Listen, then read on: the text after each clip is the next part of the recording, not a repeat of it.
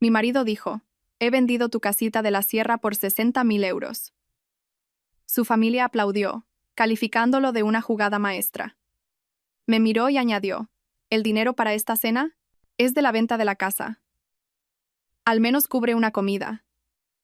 Yo me quedé en silencio. Entonces llamó el abogado del comprador gritando, ¿por qué está la Guardia Civil en nuestro despacho? Algo no encajaba. La cena familiar de los Balbuena estaba en su apogeo cuando Lisandro se levantó, golpeando su tenedor contra la mejor cristalería de Casilda. Antes de empezar, tengo algo importante que compartir, dijo, con una voz cargada de una autoridad que rara vez mostraba.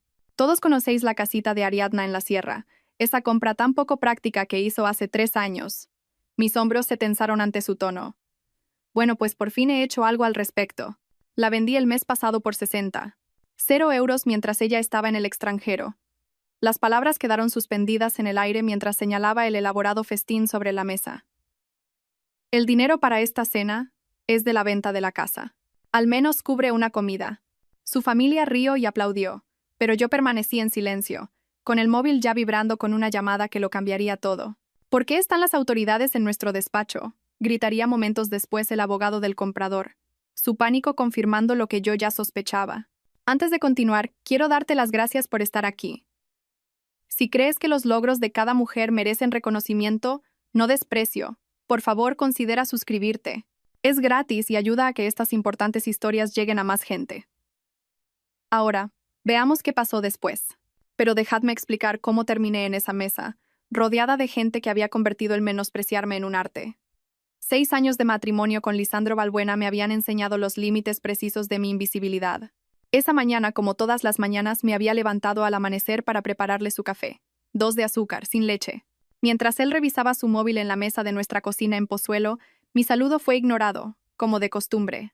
El desayuno que preparé fue consumido en silencio, interrumpido solo por el sonido de su masticación y alguna notificación de su grupo de la Liga Fantasy. Casilda había llamado mientras yo limpiaba, hablando solo con Lisandro sobre el menú del domingo, a pesar de saber que sería yo quien pasaría 6 horas en la cocina preparando sus complicadas peticiones. Asegúrate de que Ariadna sepa lo del cordero asado, había dicho, como si yo fuera una empleada en lugar de su nuera, y dile que no se pase con la sal en las patatas como la última vez. Las patatas habían estado perfectamente sazonadas, pero en la familia Balbuena, mis esfuerzos siempre eran, de alguna manera, deficientes. El patrón se estableció al principio de nuestro matrimonio. Cuando recibí mi ascenso en la consultora, un aumento del 30% y un despacho de esquina que me había ganado con 18 meses de semanas de 70 horas, la respuesta de Lisandro fue un murmullo distraído sobre cómo ya era hora de que contribuyera significativamente a nuestras finanzas. La noche siguiente, su hermano Silas rascó un boleto de la ONCE premiado con 50 euros en esa misma mesa, y la familia estalló en celebraciones. Casilda insistió en hacer fotos mientras Demetrio proponía un brindis por la buena fortuna y la perspicacia financiera de Silas. La dinámica de la familia Balbuena se revelaba a través de 1000 pequeñas crueldades que se habían acumulado como sedimento a lo largo de los años. Casilda se olvidaba sistemáticamente de ponerme un sitio en las cenas de Navidad hasta que Lisandro se daba cuenta y lo mencionaba. Demetrio discutía de finanzas con Lisandro mientras yo estaba sentada allí mismo, invisible como un mueble, a pesar de que mi sueldo había superado al de Lisandro durante los últimos 2 años. Silas pedía dinero prestado que nunca devolvía, siempre bromeando con que yo probablemente apuntaba cada céntimo en una hoja de cálculo, lo cual hacía, aunque no por las razones que él suponía. Durante sus comidas familiares semanales, mis logros se convertían en notas a pie de página mientras las mediocres cifras de ventas de Lisandro eran analizadas y elogiadas como si estuviera revolucionando su industria. El mes que conseguí un contrato de 1 millón de euros para mi empresa, la conversación de la cena se centró por completo en que Lisandro había cerrado un acuerdo que valía menos que mi comisión mensual. Cuando mencioné mi logro, Casilda dijo, «Qué bien, querida», antes de preguntarle inmediatamente a Lisandro sobre sus perspectivas para el próximo trimestre. Estos patrones me habían llevado a crear mi propia pequeña rebelión. Hacía 3 años, había abierto una cuenta de ahorros de la que Lisandro no sabía nada. Cada proyecto independiente que aceptaba, cada comida que me saltaba, cada café que no compraba, iba a parar a esa cuenta. Vi crecer el saldo lentamente. Cada ingreso un pequeño acto de desafío contra su suposición de que todo lo que yo ganaba le pertenecía a Lisandro por defecto. La casita de campo había sido mi primera gran compra con esa cuenta. Una hectárea de pinar a unos 60 kilómetros de nuestra vida en las afueras, con una terraza de madera que crujía y vistas a una pequeña laguna. Cuando Lisandro lo descubrió a través de un informe de solvencia que solicitó para un préstamo para su coche, su ira llenó nuestra casa durante semanas. Casilda y Demetrio llegaron a las pocas horas de su llamada, listos para sermonearme sobre que el matrimonio se basaba en la transparencia y la confianza. ¿Qué clase de esposa guarda secretos?, había exigido Casilda, mientras Demetrio cuestionaba mi estabilidad mental. Pero la casa se había convertido en mi santuario. Cada viernes por la tarde, conducía hacia el norte con mi café y mis cuadernos, pasando los fines de semana en un silencio pacífico. Lisandro se negaba a visitarla, llamándola «tu choza de la crisis de los 40». Su familia creó una narrativa en la que mi casa representaba todo lo que estaba mal en nuestro matrimonio. Mi egoísmo, mi falta de sentido práctico, mi fracaso como esposa adecuada. Hace 4 meses, mi empresa había ganado un importante contrato con un contratista de defensa. El encargo requería a alguien con una habilitación de seguridad de alto nivel para coordinar oficinas en Asia. El comité de selección me eligió a mí por encima de otros 12 candidatos, reconociendo mi experiencia en cumplimiento normativo internacional.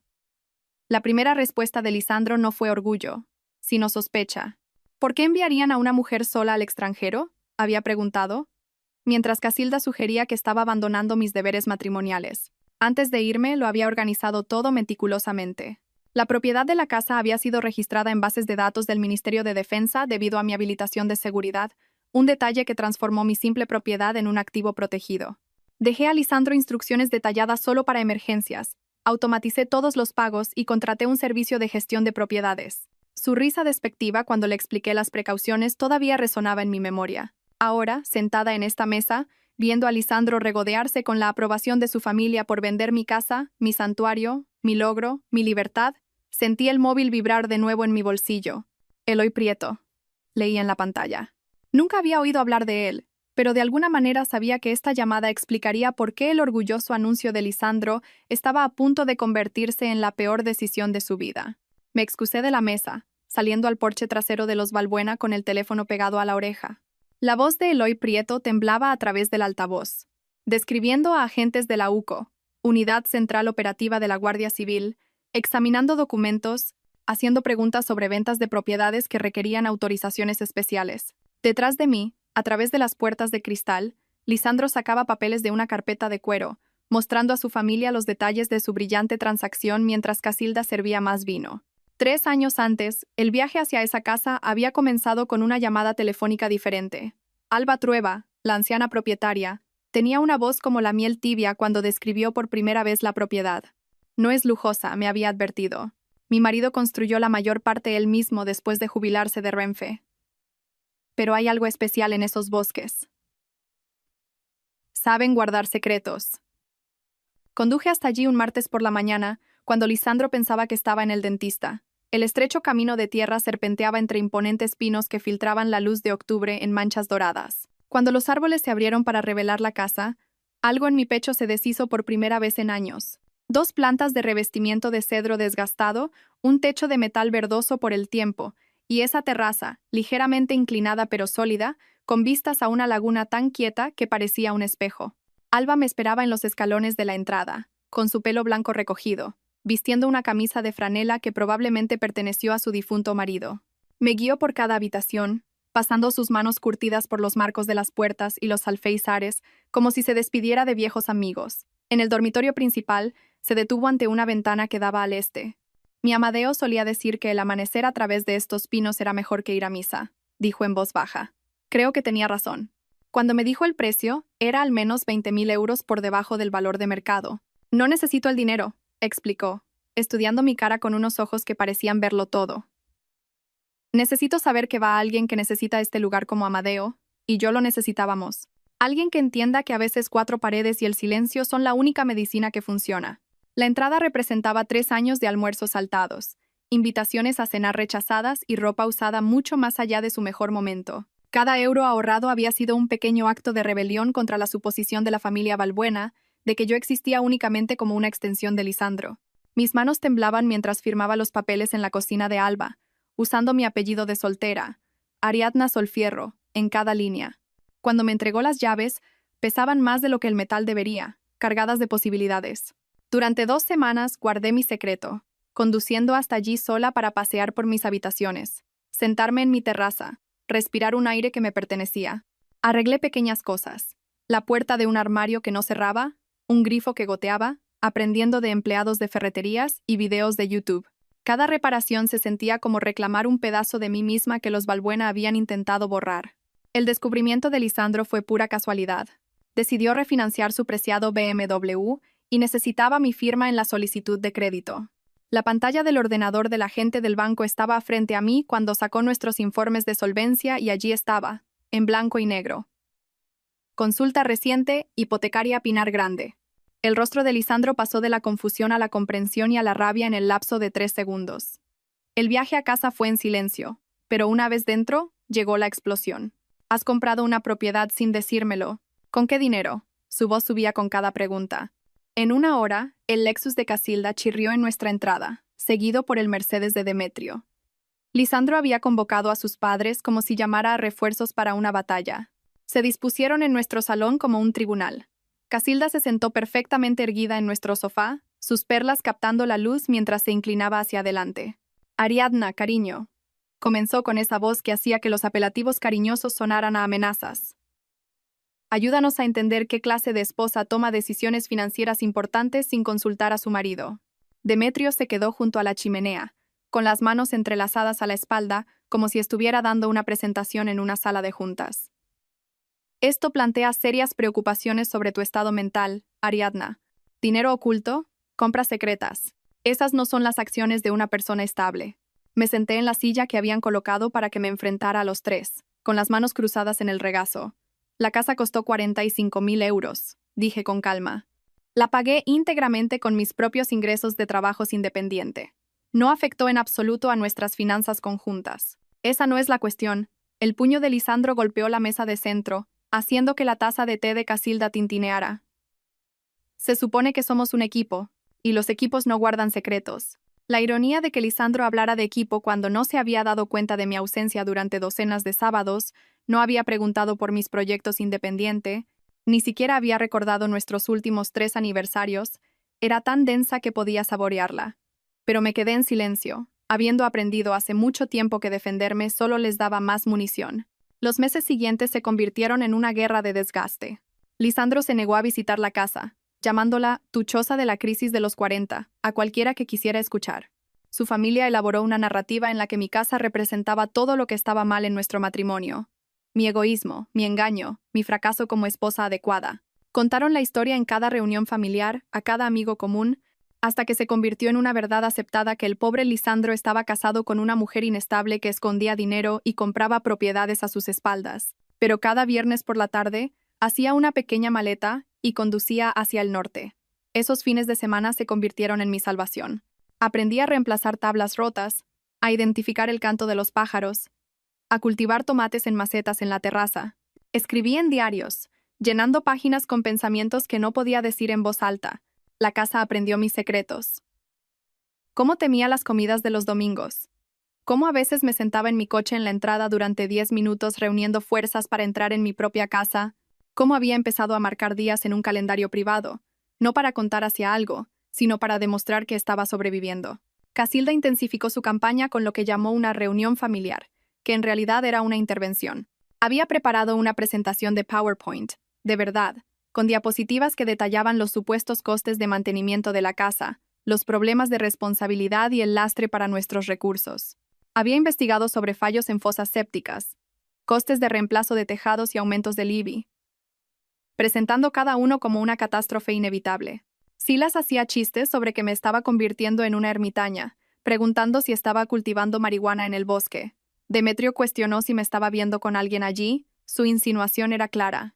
Lisandro permaneció en silencio durante todo el proceso, dejando que ellos hablaran por él como siempre hacía, su silencio más dañino que sus palabras. Cuando finalmente dejaron de hablar, saqué mi móvil y les mostré fotos. El jardín que había plantado, ahora creciendo salvaje con hierbas y verduras. El escritorio que había colocado junto a la ventana, donde entraba la luz de la mañana a raudales. Las estanterías que había construido yo misma, ligeramente torcidas pero funcionales. Sus rostros permanecieron impasibles, viendo solo la evidencia del tiempo pasado lejos de ellos, la energía dirigida hacia algo fuera de su control. Miraron mis fotos durante exactamente 3 segundos antes de que Casilda cerrara mi móvil y me lo devolviera con la misma expresión que ponía al devolver comida en mal estado en un restaurante. Bueno, dijo, ajustándose las perlas. Supongo que todo el mundo necesita sus pasatiempos. La palabra pasatiempos goteaba con suficiente condescendencia como para llenar la laguna detrás de mi casa. 2 meses después de esa desastrosa intervención, todo cambió. Mi director general, Adrián Céspedes, me llamó a su despacho un lunes por la mañana en febrero.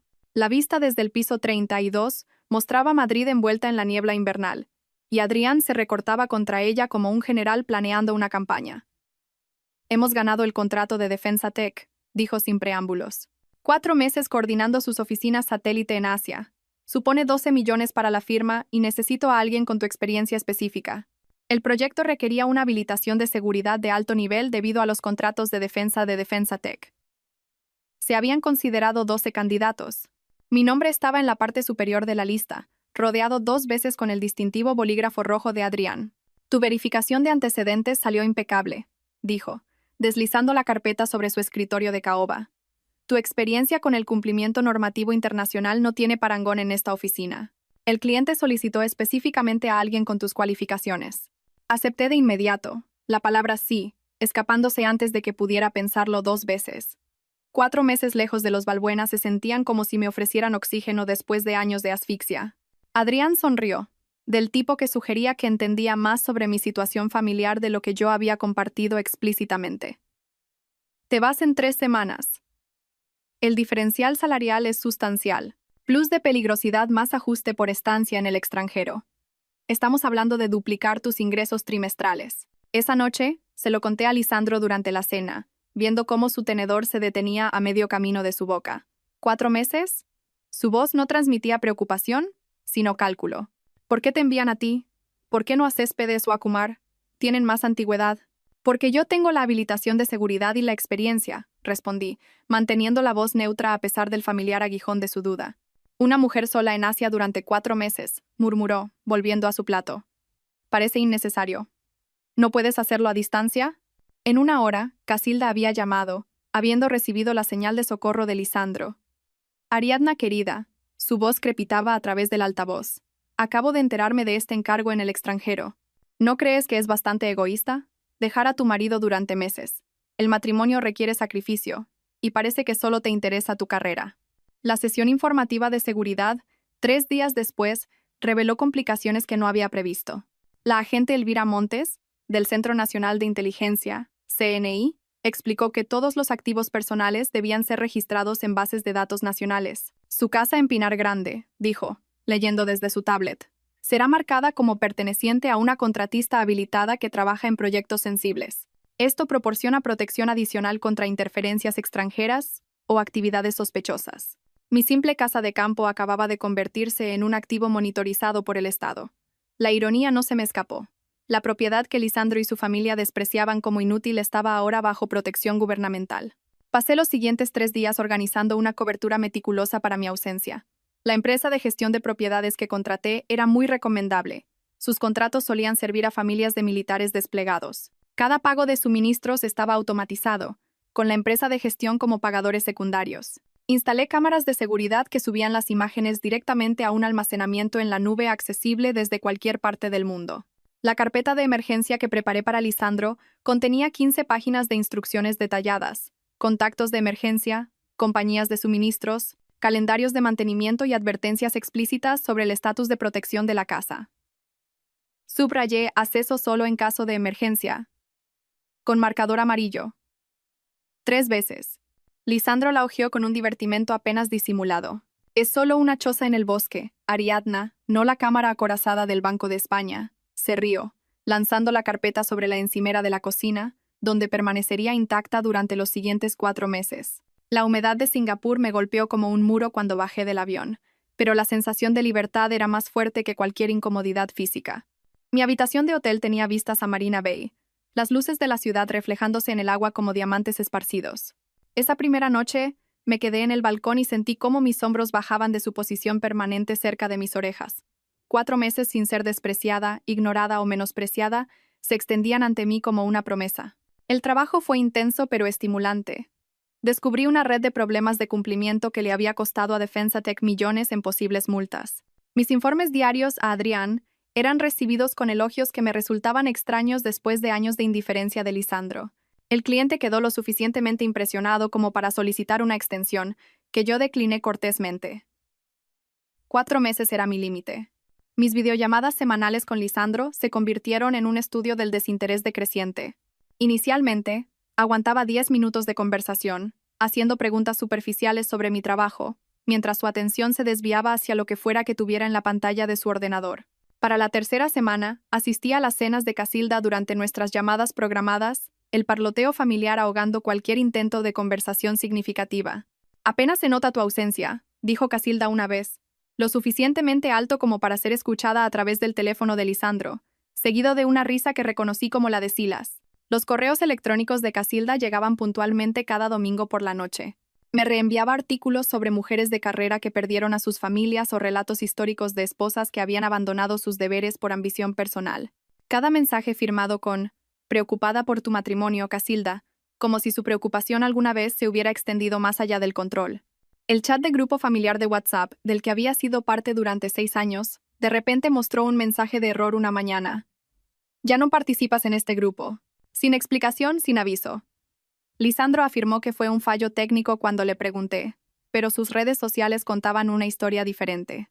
Fotos de cenas familiares lo mostraban centrado entre Casilda y Demetrio, con la novia de Silas, Zaira, ocupando el que había sido mi asiento.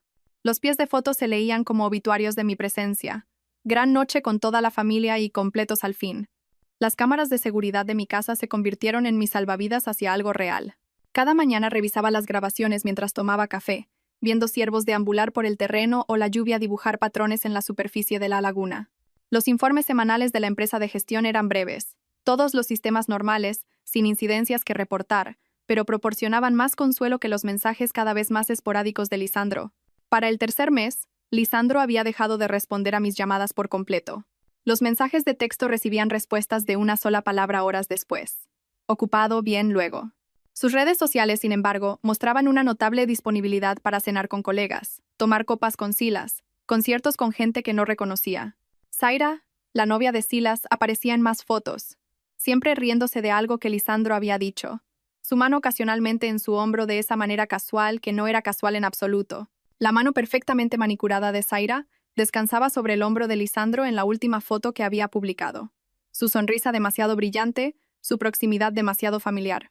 La marca de tiempo mostraba el martes pasado, cuando había afirmado estar trabajando hasta tarde en los informes trimestrales. Cerré el portátil y miré el horizonte de Singapur, el pulso de la ciudad vibrando a través de la ventana de mi hotel mientras procesaba lo que esas imágenes significaban. Ya no era solo indiferencia, era algo completamente diferente. El vuelo de regreso se extendió a lo largo de 16 horas y 3 zonas horarias, tiempo de sobra para prepararme para lo que me esperaba en Madrid. Le envié a Lisandro mi hora de llegada 2 veces. No recibí respuesta. Cuando el avión aterrizó el jueves por la tarde, el aire de octubre tenía ese particular frío castellano que lo corta todo. Esperé 40 minutos en la recogida de equipajes, viendo a familias reunirse, parejas abrazarse, chóferes sosteniendo carteles para extraños. Ni rastro de Lisandro. Finalmente apareció un mensaje. «Mamá está preparando una cena especial por tu regreso. Ven directamente aquí». El taxista me ayudó a cargar mi equipaje en el maletero mientras yo miraba esas palabras. Cena especial en casa de Casilda. Después de 4 meses fuera, mi marido no podía molestarse en recogerme en el aeropuerto, pero los Balbuena estaban orquestando algo que requería preparación. La ruta a casa nos llevó más allá de nuestro barrio, y le pedí al conductor que redujera la velocidad al pasar por nuestra casa. A través de la ventana del salón, vislumbré muebles que no reconocía. Un sofá seccional de cuero, donde debería estar nuestro sofá azul. Obras de arte en paredes que habían estado desnudas cuando me fui. En la entrada había 2 coches que nunca había visto antes. Un BMW más nuevo que el de Lisandro y algo deportivo en rojo. Nuestro jardín, que había cuidado meticulosamente durante 3 años, había sido reemplazado por un paisajismo genérico. ¿Es esta su casa?, preguntó el conductor notando mi mirada. Ya no estoy segura, respondí honestamente. Le pedí que me dejara en la esquina, arrastrando mi maleta hasta nuestra puerta principal como una extraña acercándose a un hogar desconocido. Mi llave todavía funcionaba, pero la casa por dentro no era mía. Los muebles de cuero eran reales, caros, El arte consistía en piezas abstractas que Casilda aprobaría, seguras, insípidas, costosas. La cocina había sido reorganizada por completo. Mi especiero cuidadosamente dispuesto había desaparecido, reemplazado por botes decorativos que probablemente no contenían nada. En nuestro dormitorio todavía era nuestro. Las sábanas eran diferentes, de algodón egipcio aún con las arrugas del embalaje. El armario mostraba la ropa de Lisandro expandida a mi sección, mis prendas restantes comprimidas en una esquina como una idea de última hora. Sobre la cómoda había un frasco de perfume que no reconocí. Definitivamente no era mío. Dejé mi maleta sin abrir y conduje hasta la casa de los Balbuena, mis manos firmes en el volante a pesar del agotamiento que tiraba de mis huesos. Su entrada parecía un concesionario de coches de lujo, el Lexus de Casilda, el Mercedes de Demetrio, el Range Rover de Silas, el BMW de Lisandro y otros dos que no reconocí. La casa brillaba con una luz cálida, sombras moviéndose detrás de las cortinas como una obra de teatro en progreso. La puerta principal estaba abierta. Podía oír voces desde el comedor, risas que llevaban el tono particular de la celebración. La voz de Casilda se elevaba por encima de las demás. Lo manejó de manera brillante. Absolutamente brillante. Me quedé en el pasillo escuchando cómo se celebraba mi ausencia antes de entrar a la vista. La escena estaba orquestada como una página de revista. La cristalería heredada de Casilda, la que solo usaba para Navidad y anuncios de compromiso, brillaba bajo la lámpara de araña, decantadores de vino que costaban más que mi compra semanal, abiertos, respirando. Todos se habían vestido para la ocasión.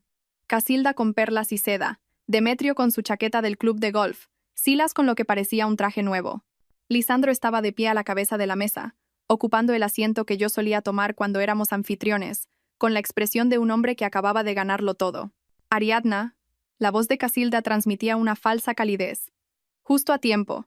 Estábamos a punto de brindar. Se habían dispuesto alrededor de la mesa como un público en un teatro, cada rostro con esa expresión particular de emoción apenas contenida que precede a los grandes anuncios. Zaira también estaba allí, sentada junto a Silas, pero inclinada hacia Lisandro, su mano descansando cerca de su copa de vino. «Bienvenida a casa», dijo Lisandro, sin moverse de su posición de poder a la cabeza de la mesa. «¿Qué tal el vuelo?» Antes de que pudiera responder, levantó su copa, captando la atención con una autoridad que nunca le había visto mostrar. «En realidad, antes de empezar, tengo algo importante que compartir». Hizo una pausa, saboreando el momento.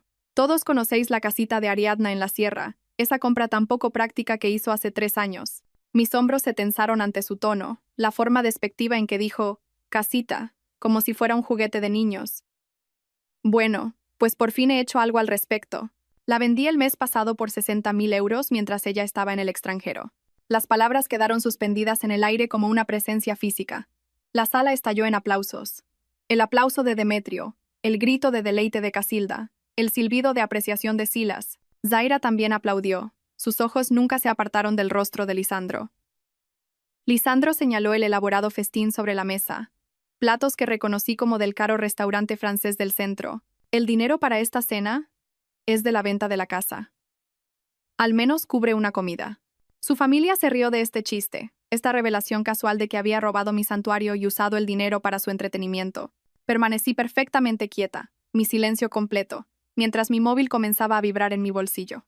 Lisandro sacó una carpeta de cuero, del tipo que usan los abogados caros, extendiendo documentos sobre el mantel impecable de Casilda. La mejor parte es cómo lo manejé todo yo mismo, se jactó, pasando el dedo por las páginas. Investigué comparables, gestioné 3 ofertas competidoras, ahorré miles en comisiones de agencia. «Brillante», murmuró Demetrio, inclinándose para examinar los papeles. «Un instinto de negocios absolutamente brillante. ¿Cómo solucionaste el problema de la firma?», preguntó Silas, su pregunta con genuina curiosidad más que preocupación. La sonrisa de Lisandro se amplió. «Pasé 3 días practicando. La clavé». Señaló varias líneas de firma, cada una mostrando mi nombre y una caligrafía que se parecía a la mía, pero no del todo. La A de Ariadna estaba mal inclinada, la O final demasiado afilada. Casilda examinó los documentos con aprobación. «Ingenio», declaró. «Eso es lo que yo llamo ingenio». Mi móvil volvió a vibrar. Eloy Prieto, abogado. No reconocí el nombre, pero algo en mi interior me dijo que esta llamada lo cambiaría todo en esa habitación. Me alejé de la mesa, presionando el teléfono contra mi oreja, mientras me dirigía hacia las puertas francesas que daban al impecable porche trasero de Casilda. «¿Sra? Valbuena?» La voz del hombre estaba quebrada por un pánico que inmediatamente puso mis nervios en alerta. «Soy Eloy Prieto. Representé a los compradores de su casa de la sierra. Quiero decir, la venta que su marido arregló». A través de las puertas de cristal, observé a Lisandro rellenar las copas de vino, su boca moviéndose animadamente mientras continuaba su actuación para su cautivada audiencia. Casilda le tocó el brazo afectuosamente, la madre orgullosa admirando a su hijo inteligente. Zaira se rió de algo que dijo Silas, pero sus ojos seguían los movimientos de Lisandro con un interés que iba más allá de la observación casual. «¿En qué puedo ayudarle, señor Prieto?» Mantuve la voz firme, profesional, aunque mi pulso había comenzado a acelerarse. «¿Por qué hay agentes de la Guardia Civil en nuestro despacho?» Las palabras salieron de golpe, su compostura completamente destrozada. «Están examinando documentos, preguntando sobre ventas de propiedades restringidas, hablando de transferencias fraudulentas. Han confiscado nuestros archivos. ¿Qué clase de propiedad nos vendió su marido?» «Guardia Civil». Las palabras cayeron con el peso de una vindicación que no esperaba. Me adentré más en el porche, el aire de la noche de octubre afilado contra mi piel cansada por el viaje. «Señor Prieto, he estado en el extranjero durante 4 meses. Es la primera vez que oigo hablar de una venta. Quizás debería explicarme a qué transacción se refiere exactamente». «La casa de Pinar Grande». Su respiración era audible a través del teléfono. Su marido proporcionó toda la documentación, lo manejó todo él mismo. Cerramos el trato hace 6 semanas. 60.000 euros transferidos a su cuenta conjunta. Pero ahora hay agentes aquí hablando de registros de propiedad del Estado y habilitaciones de seguridad. Están usando palabras como fraude y falsificación. Hace 6 semanas, mientras yo estaba en Singapur documentando meticulosamente violaciones de cumplimiento que le ahorrarían millones a Defensa Tech, Lisandro había estado falsificando mi firma en documentos oficiales. La ironía era casi perfecta en su belleza. «Señor Prieto», dije con cuidado, «necesito revisar algunos documentos y hacer algunas llamadas. Me pondré en contacto con usted en 1 hora». Terminé la llamada y me quedé en el jardín meticulosamente cuidado de Casilda, rodeada de rosas que pagaba a alguien para que las cuidara, procesando lo que acababa de enterarme. Mi teléfono mostraba 3 llamadas perdidas de un número oculto mientras hablaba con Prieto. Mientras las revisaba, apareció un mensaje de un número que reconocí de inmediato: «Agente Indira Garcés». Nos habíamos conocido durante la renovación de mi habilitación de seguridad hacía 6 meses, una mujer meticulosa de ojos agudos que había hecho preguntas inquisitivas sobre cada aspecto de mi vida. Su mensaje era breve: «Sra. Valbuena, al corriente de la situación de su propiedad en Pinar Grande. Mantenga un comportamiento normal, asista a la cena familiar como estaba previsto. Mantenga a los sujetos sin conocimiento. Equipo movilizándose». El mensaje había llegado hacía 2 horas, mientras mi avión descendía hacia Madrid. La agente Garcés sabía de la venta fraudulenta incluso antes de que yo aterrizara. Las bases de datos que rastreaban mi casa como un activo protegido habían detectado la transferencia no autorizada, desencadenando una investigación que ahora convergía en esta cena donde Lisandro celebraba su genio criminal. Pensé en la sesión informativa de seguridad a la que había asistido antes de irme a Singapur. La cuidadosa explicación del agente Montes sobre cómo las propiedades de contratistas habilitados se convertían en parte de un marco de protección más amplio. La casa no era solo mía. Estaba etiquetada en los sistemas del Estado como un activo que no podía ser transferido sin múltiples autorizaciones. La falsificación de Lisandro no solo había robado mi propiedad, había activado alertas en bases de datos que él no sabía que existían. A través de la ventana, lo vi levantarse de nuevo, presidiendo la mesa. Sus manos se movían expresivamente mientras parecía explicar algo, probablemente la historia detallada de cómo había sido tan listo, tan ingenioso. El rostro de Casilda brillaba con orgullo maternal. Demetrio asentía con aprobación ante cualquier sabiduría empresarial que su hijo compartiera. Parecían una pintura renacentista de satisfacción familiar, completamente inconscientes de que su niño de oro acababa de confesar delitos federales. Regresé al comedor, deslizando mi teléfono en el bolsillo donde vibró con otro mensaje que no revisé. Lisandro se detuvo a mitad de la frase cuando entré. Sus cejas se alzaron ligeramente.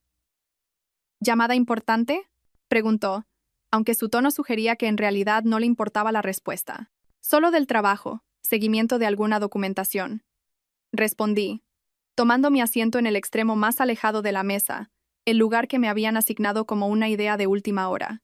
Lisandro se rió, el sonido con un matiz de condescendencia que conocía demasiado bien. Siempre trabajando, incluso recién bajada del avión. Deberías aprender a relajarte, Ariadna. Se volvió hacia su audiencia, ansioso por continuar su historia. Lo mejor fue acceder a todos los documentos necesarios. Mientras Ariadna estaba de juerga por Asia, tomé la iniciativa de organizar nuestros papeles financieros, encontré todo en su despacho. La escritura, el título, los documentos del seguro, todo guardado en su pequeña caja fuerte, cuya combinación nunca se molestó en cambiar de la fecha de nuestro aniversario. Brillante, murmuró Demetrio. Tomar el control de activos desperdiciados. Eso es lo que hace un verdadero hombre de negocios. Casilda asintió con entusiasmo. Exactamente. ¿Por qué dejar que el dinero se quede parado en una casucha cuando se puede invertir adecuadamente? Lisandro ha estado mirando algunas oportunidades excelentes en la nueva empresa de Silas. Silas se inclinó hacia adelante, de repente interesado. Definitivamente nos vendría bien la inyección de capital. Mi socio cree que podríamos triplicar la inversión en 18 meses. Ya estaban gastando mi dinero, repartiéndose las ganancias del robo de Lisandro como piratas compartiendo un tesoro. Ni una sola persona en esa mesa había preguntado por qué no me habían consultado sobre la venta de mi propia propiedad. La suposición de la autoridad de Lisandro era tan completa, tan incuestionable, que no podían concebir sus acciones como criminales. Tu trabajo con la firma fue impresionante, le dijo Silas a Lisandro sonriendo ampliamente. Sinceramente, no podría distinguir la diferencia de la real. 3 días de práctica, respondió Lisandro con orgullo. Usé sus viejos diarios para estudiar su caligrafía. La clave es conseguir la presión correcta, la forma en que curva ciertas letras. Zaira finalmente habló, su voz con una dulzura que no llegaba a sus ojos. Debes estar muy orgullosa, Ariadna. Lisandro realmente tomó las riendas mientras estabas fuera. Encontré su mirada firmemente, notando cómo su mano se había movido para descansar cerca de la de Lisandro sobre la mesa, sus dedos casi tocándose. Oh, sí, respondí. Ciertamente tomó las riendas de algo que no era suyo. Las palabras quedaron en el aire por un momento antes de que Lisandro se las quitara de encima con una risa. Todo en un matrimonio es nuestro, cariño. Eso es lo que significa ser un equipo. Mi teléfono vibró de nuevo. Otro mensaje del agente Garcés. 15 minutos. Observé el segundero del reloj de pie de Casilda pasar por el 12. 14 minutos desde el último mensaje del agente Garcés. Lisandro había pasado a describir sus futuros planes de inversión para los 60.000 euros, su voz con la confianza de un hombre que creía haberse salido con la suya. Casilda estaba sirviendo su tiramisú casero, el postre que reservaba para victorias especiales, cuando el primer vehículo negro entró silenciosamente en la entrada.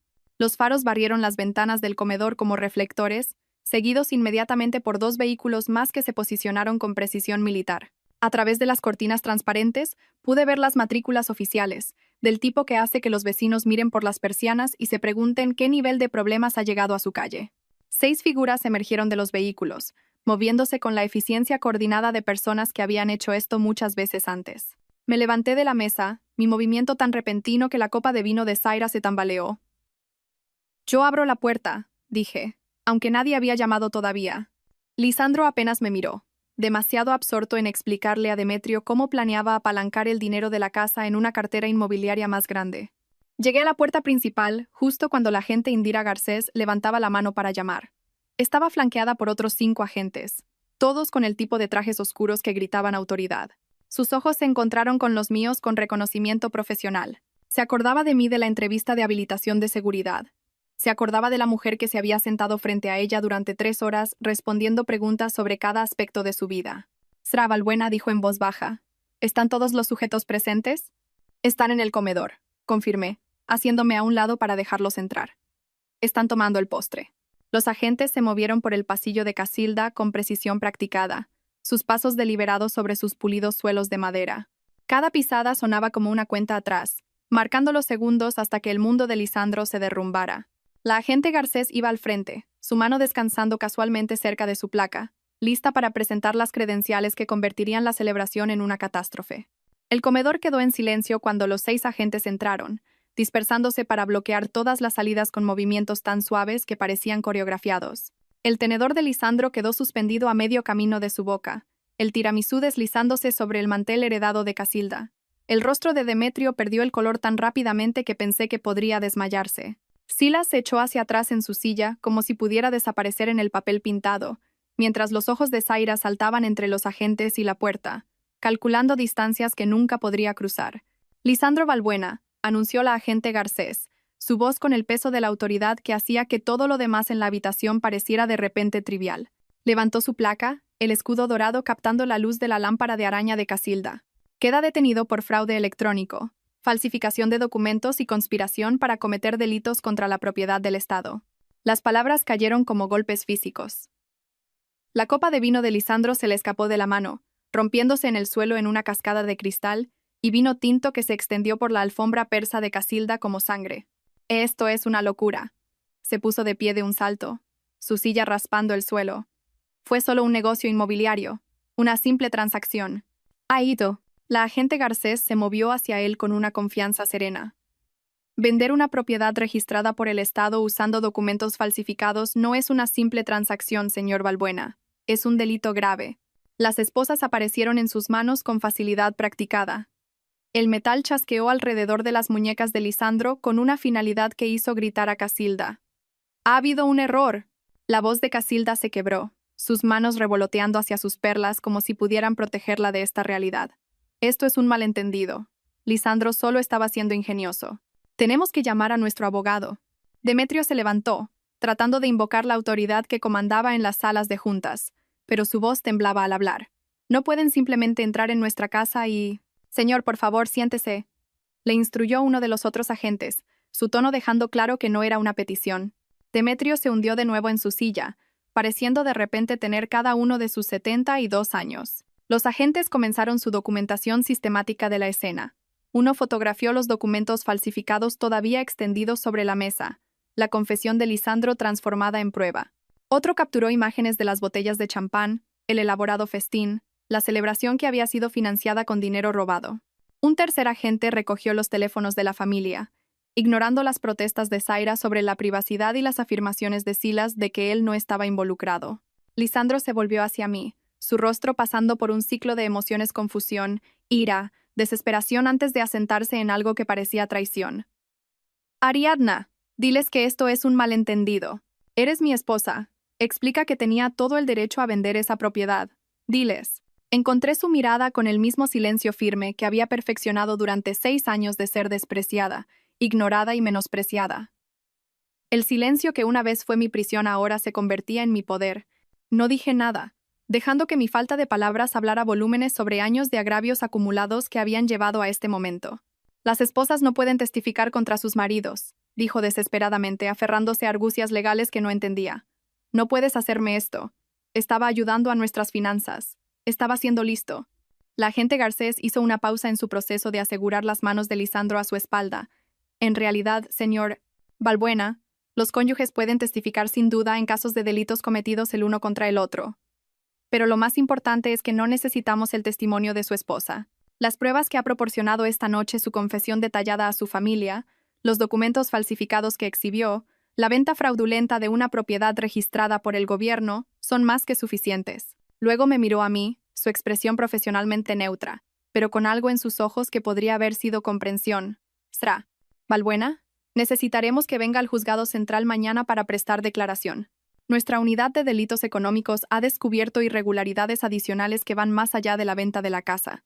El grito ahogado de Casilda fue audible. «¿Irregularidades adicionales?». La agente Garcés dirigió su atención a los padres de Lisandro. «Señor Isra Balbuena, ustedes también tendrán que venir a declarar. Sus nombres aparecen en varias transferencias sospechosas relacionadas con este caso». Hizo una pausa, dejando que las implicaciones se asentaran. «Parece que la venta de la casa fue solo el principio. Nuestros contables forenses han encontrado pruebas de malversación sistemática de cuentas conjuntas, inversiones ocultas y lo que parece ser un patrón de fraude financiero que se remonta a varios años». La familia, que había pasado 6 años celebrando cada logro menor de Lisandro mientras despreciaba todo lo que yo conseguía, ahora se sentaba congelada, viendo a su niño de oro ser llevado esposado. Su dinastía de juicio y crueldad casual se desmoronaba en tiempo real, derribada por la propia arrogancia de Lisandro y su entusiasta participación en la celebración de sus crímenes. Silas estaba congelado contra la pared del comedor, con el rostro pálido, mientras uno de los agentes comenzaba a leerle sus derechos como testigo material. Zaira se había derrumbado en una silla, el rímel corriendo por sus mejillas mientras insistía repetidamente en que apenas los conocía a pesar de las fotos en el teléfono de Lisandro que la mostraban en reuniones familiares durante los últimos 8 meses. Casilda se aferraba a la gente más cercano, rogando acompañar a Lisandro, mientras Demetrio se sentaba con la cabeza entre las manos, murmurando algo sobre llamar a su abogado, quien irónicamente había sido inhabilitado 2 años antes por sus propias irregularidades financieras. La mañana siguiente llegó con una claridad que se sentía casi surrealista. Me senté en mi cocina ahora, no la nuestra, bebiendo café de la taza que me había comprado en Singapur, viendo el amanecer pintar las paredes de dorado. Mi teléfono había estado vibrando sin parar desde la medianoche con llamadas de números que no reconocía, periodistas que de alguna manera habían conseguido mi contacto y los repetidos intentos de Casilda de localizarme a pesar de que los agentes le habían dicho explícitamente que no se pusiera en contacto conmigo. La primera ficha de dominó cayó en 48 horas. Gestoría Premier, la empresa que había procesado la venta fraudulenta de Lisandro, se encontró con investigadores en su puerta el lunes por la mañana. Al mediodía, su licencia había sido suspendida a la espera de la investigación. El propietario Fermín Salcedo dio una entrevista de pánico a las noticias locales, afirmando que habían seguido los procedimientos estándar, pero los documentos falsificados que Lisandro había proporcionado eran tan obviamente fraudulentos que su falta de verificación de la autorización constituía una negligencia grave. Los 30 años de carrera de Salcedo terminaron en una sola mañana, su reputación destruida por la transacción de Lisandro. 3 agentes inmobiliarios que habían asesorado a Lisandro sobre precios y estrategia se enfrentaron a su propio juicio. Katrina Lowell, que había proporcionado datos de ventas comparables, perdió su licencia cuando los investigadores descubrieron que nunca había verificado la propiedad de Lisandro sobre el inmueble. Dennis Crow, que había conectado a Lisandro con posibles compradores, fue hallado culpable de ignorar múltiples señales de alarma en la documentación. Brenda Finch, que había celebrado la venta en sus redes sociales profesionales, atribuyéndose el mérito de facilitar otra transacción exitosa, vio cómo su carrera de 20 años se evaporaba cuando las capturas de pantalla de sus publicaciones se convirtieron en prueba de negligencia profesional. Las publicaciones de Casilda en Facebook se volvieron particularmente dañinas. Su orgullosa declaración: "Mi brillante hijo acaba de cerrar el negocio del año", acompañada de fotos de la cena de celebración, había sido compartida 16 veces antes de los arrestos. Vecinos que siempre habían encontrado a los Balbuena insufribles proporcionaron alegremente capturas de pantalla a los investigadores. Su publicación de 3 semanas antes, tan orgullosa de Lisandro tomando las riendas mientras su esposa se va de juerga por Asia, se convirtió en prueba de premeditación. Las señoras del club de campo a las que había presumido de la perspicacia empresarial de Lisandro ahora cruzaban la calle para evitarla. El bufete de abogados de Eloy Prieto implosionó espectacularmente. Los compradores, una pareja inocente llamada Mateo y Lucía Rojas, que pensaban que estaban comprando un refugio de fin de semana, demandaron a todos los implicados. Su demanda nombraba al bufete de Prieto, la gestoría, los 3 agentes inmobiliarios, a Lisandro, e incluso intentaron incluirme a mí, antes de que su abogado se diera cuenta de que yo era la víctima. Los socios de Prieto lo expulsaron en una semana, su nombre raspado del directorio del edificio antes de que la tinta de las citaciones se secara. 6 meses de investigación revelaron que el alcance del engaño de Lisandro iba mucho más allá de la casa. Los contables forenses descubrieron que había estado desviando dinero de nuestras cuentas conjuntas durante años, financiando inversiones fallidas y préstamos no autorizados a su familia. Cada transacción contaba una historia de privilegio y robo. Los 20.000 euros a Silas para su revolucionario negocio de dropshipping que nunca envió un solo artículo. Los 15.000 euros a Demetrio para cuotas del club de golf y deudas de juego que había ocultado a Casilda. El flujo constante de cantidades más pequeñas, 500 euros por aquí, 1.000 por allá, que financiaban los almuerzos de Lisandro con Zaira, sus viajes de fin de semana de los que yo nunca supe nada, regalos para una relación que aparentemente se había estado desarrollando mientras yo trabajaba en el extranjero. La jueza Elena Bastida presidió la sentencia de Lisandro con el cansancio de alguien que había visto a demasiados hombres privilegiados creer que las reglas no se aplicaban a ellos. La Audiencia Nacional en Madrid tenía el tipo de arquitectura imponente diseñada para recordar a los acusados el poder del Estado. Lisandro se sentó en el banquillo de los acusados con un traje que ya no le quedaba bien. 6 meses en prisión preventiva le habían despojado de su arrogancia casual junto con 7 kilos. «Señoría», comenzó Lisandro su alegato, su voz carente de la confianza que una vez había dominado salas de juntas y cenas familiares. No tenía intención de hacer daño, simplemente intentaba maximizar activos infrautilizados. En un matrimonio la propiedad es compartida. Creía que tenía todo el derecho a tomar decisiones financieras para el beneficio de nuestra familia. La jueza Bastida se quitó las gafas, limpiándolas lentamente antes de responder. Señor Balbuena, acaba de confesar premeditación y planificación sistemática. Usted no tomó una decisión financiera. Cometió fraude electrónico, falsificación de documentos y conspiración. Su detallada explicación de la investigación de precios, la práctica de firmas y la evasión de tasas legales no minimiza su culpabilidad. La confirma. La sentencia cayó como un mazo. 4 años en prisión, sin posibilidad de libertad anticipada, más 285.000 euros en concepto de restitución. El hombre que había cometido delitos graves para ahorrarse 1.000 euros en tasas legales, ahora debía más de lo que ganaría en una década. La sala estalló en susurros mientras la cifra se asimilaba. El abogado de Lisandro, un defensor de oficio ya que ningún abogado privado quiso tomar su caso, se desplomó en su silla. Casilda y Demetrio se enfrentaron a sus propias consecuencias legales. La investigación reveló que habían recibido más de 50.000 euros en fondos robados a lo largo de los años, dinero que habían gastado en cruceros y cuotas del club de campo, sabiendo que los ingresos de su hijo no podían soportar tal generosidad. Se presentaron ante un juez diferente 2 semanas después, su abogado argumentando que eran simplemente padres ingenuos que habían confiado en su hijo. La respuesta del fiscal fue devastadora. Pruebas de correo electrónico mostraban que habían animado activamente a Lisandro a tomar el control de las finanzas familiares mientras yo estaba en el extranjero. Sila sorprendió a todos al colaborar inmediatamente. Enfrentado a posibles cargos de conspiración, proporcionó a los fiscales un testimonio detallado sobre las discusiones familiares sobre mi casa, las sesiones de planificación de Lisandro y el conocimiento de sus padres sobre el plan. A cambio de libertad condicional y servicios a la comunidad, se convirtió en el testigo estrella contra su propia familia. Su testimonio reveló años de discusiones casuales sobre mi gasto derrochador en la casa, estrategias para acceder a mis cuentas y la sugerencia de Casilda de que Lisandro se encargara de las cosas mientras yo estaba fuera. El testimonio de Silas había concluido con él mirando directamente a sus padres, su voz firme mientras describía años de manipulación financiera que había presenciado pero nunca cuestionado, hasta que los agentes le mostraron las pruebas. Lo sabían, dijo simplemente. Todos sabíamos que el dinero de Ariadna estaba siendo sustraído. Simplemente lo llamábamos finanzas familiares. La sala había quedado en silencio ante esa admisión. Incluso el taquígrafo hizo una pausa antes de continuar su transcripción. 3 semanas después de la sentencia final, volví a mi casa por primera vez desde el arresto de Lisandro. La empresa de gestión la había mantenido perfectamente durante el caos, pero ahora los fondos de restitución la habían transformado en algo más allá de mi visión original.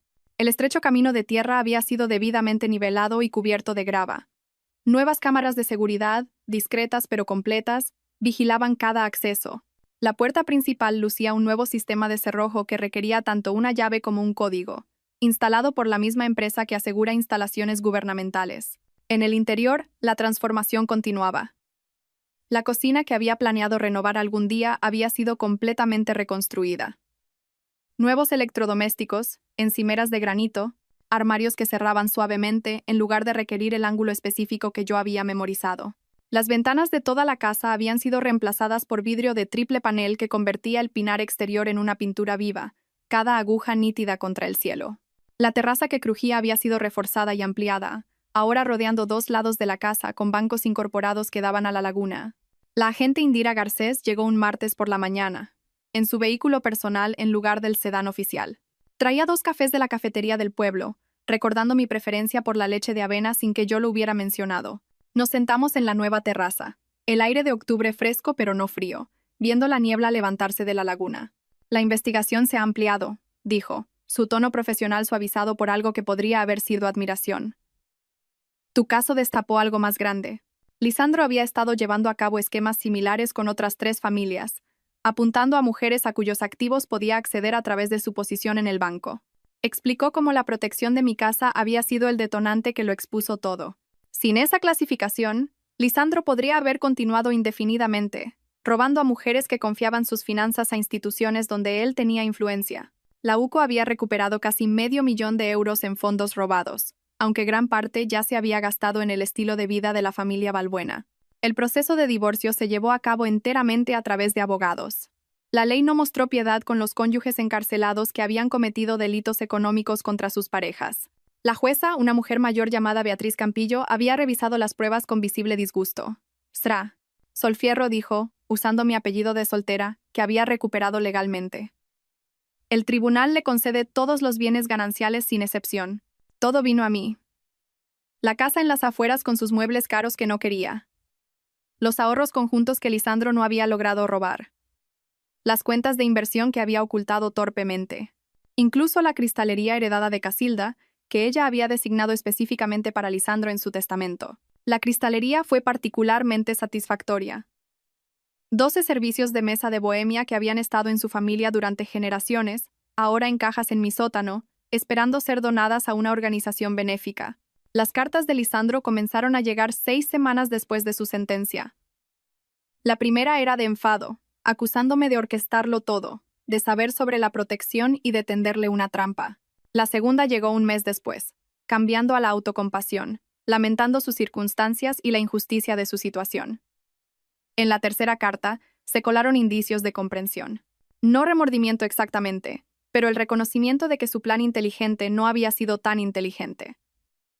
Me enteré de las clasificaciones de propiedad del Estado, escribió en la que sería su última carta. Lo explicaron durante la clase de educación legal aquí. Debería haber hecho preguntas. Debería haberte preguntado a ti. Nunca se disculpó, nunca reconoció los años de robo antes de la casa, nunca mencionó el dolor de ser invisible en mi propio matrimonio. Simplemente dejó de escribir, quizás comprendiendo finalmente que sus palabras, como su presencia, ya no eran bienvenidas en mi vida. El periódico local publicó la historia durante semanas. Escándalo en la alta sociedad. La casa de la esposa destapa años de fraude financiero, se convirtió en el artículo más leído en la historia digital del periódico. Los reporteros llamaban constantemente, ofreciendo pago por entrevistas exclusivas, prometiendo contar mi versión de la historia. Los rechacé a todos. Las conclusiones de la investigación eran de dominio público, páginas de documentación que hablaban más elocuentemente de lo que cualquier entrevista podría. Los hechos mismos eran vindicación suficiente. Lisandro en prisión, sus padres en bancarrota por los pagos de restitución, su reputación destruida por su propia codicia. La actitud de mis vecinos cambió por completo. Donde una vez habían visto a la esposa silenciosa de Lisandro que rara vez hablaba en las fiestas del barrio, ahora veían a alguien que había soportado años de abuso financiero mientras construía su propio éxito. Clara, la de al lado, trajo guisos durante el proceso de divorcio. Teo, el de enfrente, se ofreció a cuidar mi césped sin cobrar. Las invitaciones a tomar café y a clubes de lectura se multiplicaron, aunque decliné la mayoría cortésmente, prefiriendo la soledad que me había ganado. El trabajo de consultoría floreció de maneras que no había anticipado. Mi experiencia con el cumplimiento normativo internacional, combinada con la notoriedad de mi caso, me hizo muy solicitada. Las empresas querían a alguien que entendiera tanto las complejidades técnicas como el elemento humano del delito financiero. Mis tarifas se triplicaron, luego se cuadruplicaron.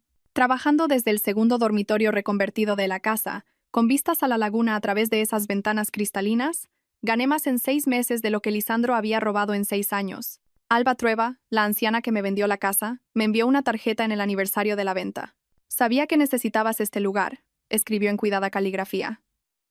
A Amadeo le complacería saber que te dio refugio cuando más lo necesitabas. En el primer aniversario de esa cena, esa horrible y maravillosa cena donde Lisandro anunció su crimen a su familia celebrante, me senté en mi terraza reforzada mientras el sol se ponía entre los pinos. El vino no era especial, solo una botella del supermercado local, elegida porque me gustaba la etiqueta. Nadie juzgaría esta elección. Nadie comentaría su precio o añada. El silencio a mi alrededor era completo, roto solo por sonidos naturales. El viento entre las agujas de los pinos, el agua lamiendo la orilla de la laguna, la llamada de un búho desde algún lugar en la oscuridad. Mi teléfono permanecía en silencio sobre la mesa a mi lado, sin contener contactos de esa vida anterior. Ni chat de grupo de la familia Balbuena, ni mensajes pasivo-agresivos de Casilda, ni textos despectivos de Lisandro. La ausencia de sus voces reveló cuánto espacio habían ocupado, cómo su juicio constante había moldeado mis días. Si esta historia de justicia poética te ha mantenido al borde de tu asiento, dale al botón de me gusta ahora mismo. Mi parte favorita fue cuando Ariadna permaneció en silencio en la mesa mientras llegaban los agentes, sabiendo exactamente lo que se avecinaba. ¿Cuál fue tu momento favorito? Déjalo en los comentarios. No te pierdas más historias emocionantes como esta. Suscríbete y activa la campanita de notificaciones para no perderte ninguna publicación.